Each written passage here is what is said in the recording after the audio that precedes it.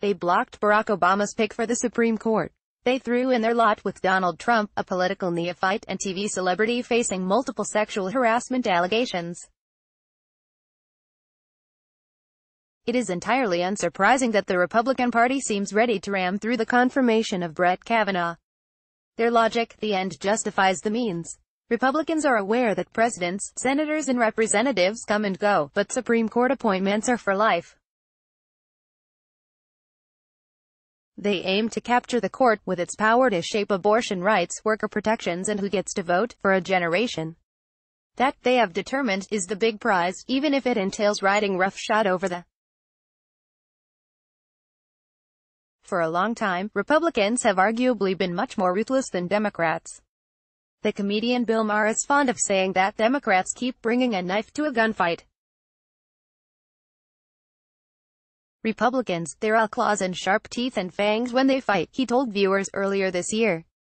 The Democrats, their weapon of choice is adaptive coloration. Trump provides bluster and arm-waving from the White House, but the cold calculation comes from Senate Majority Leader Mitch McConnell.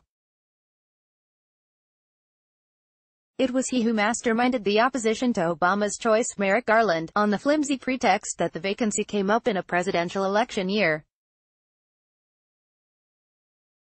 McConnell is stripping the Supreme Court of its legitimacy through his determination to stack it with right-wingers. Jeff Guerin, Democratic strategist. The empty Supreme Court seat became a crucial reason for many conservatives to vote for Trump instead of Hillary Clinton, especially after the former's tactical masterstroke of publishing a list of judges he would choose from.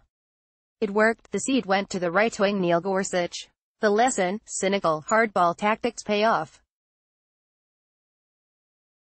Jeff Guerin, a Democratic strategist, tweeted on Friday, rushing to confirm Kavanaugh at this point would be as outrageous as denying Merrick Garland's nomination any consideration at all. McConnell is stripping the Supreme Court of its legitimacy through his determination to stack it with right-wingers by any means at his disposal. Keep the faith. Whatever his feelings about Trump, McConnell saw him as a price worth paying for complete Republican control of Washington, which, for example, enabled sweeping tax cuts for the rich. It was small wonder, then, that last week McConnell reminded hardliners at the Values Voter Summit in Washington how Trump is transforming the courts. The president has appointed 26 of 167 current circuit judges, more than any recent president at this point in their first term. The Supreme Court is the icing on the cake. McConnell said, "Here's what I want to tell you. In the very near future, Judge Kavanaugh will be on the United States Supreme Court. So, my friends, keep the faith. Don't get rattled by all of this. We're going to plow right through it and do our job." Republicans have been as good as their word.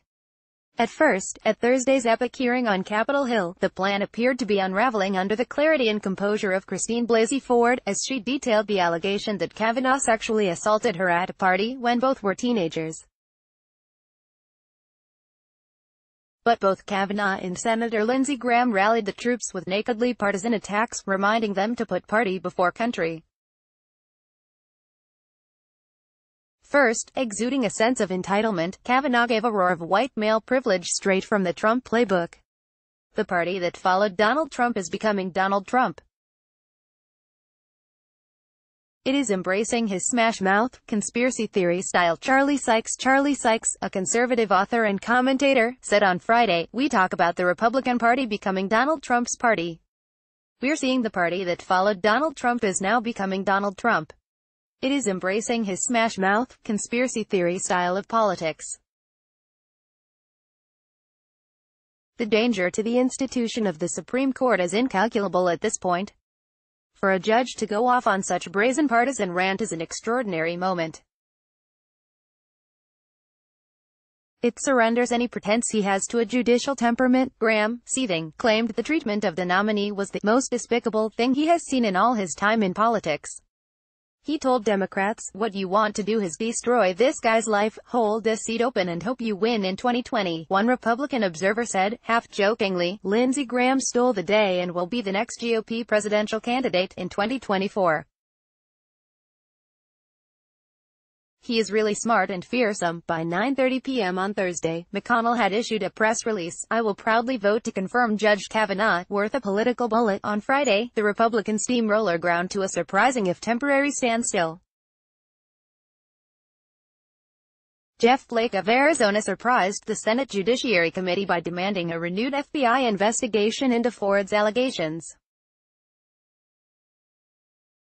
Trump acceded but ordered that it must be limited in scope and completed in less than 1 week.